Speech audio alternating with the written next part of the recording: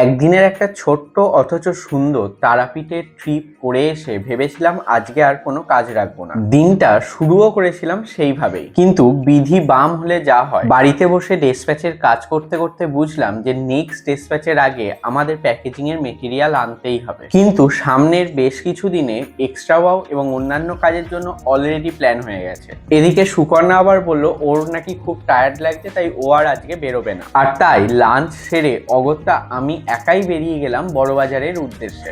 অনেক দিন পর এরকম একা একা বেরোলাম, তাও আবার কাজের জন্য। হাতে অনেকটা সময় নিয়ে বেরোলেও রমজানের দরুন রাজাবাজারে ছিল ভীষণ পরিমাণে জ্যাম, আর সেই জ্যাম ঠেলে বড়বাজারে পৌঁছতে পৌঁছতে আমার সন্ধে হয়ে গেল। বড়বাজারের এই জায়গাটায় তোমরা যে কোনো দিন যে কোনো সময় যাবে, ঠিক এই রকমই ঠিকঠিকে ভিড় দেখতে পাবে। কিছু ক্ষেত্রে বিরক্তি লাগলেও এটা অস্বীকার করা যাবে না যে এই জায়গাটার উপর ভিত্তি করে লক্ষ লক্ষ মানুষের পেট চলে। আর প্যাকেজিং এর মেটেরিয়াল কিনে এবার চললাম বাড়ির পথে। আর ভিডিওটা ভালো লাগলে do like, comment, share and subscribe for more.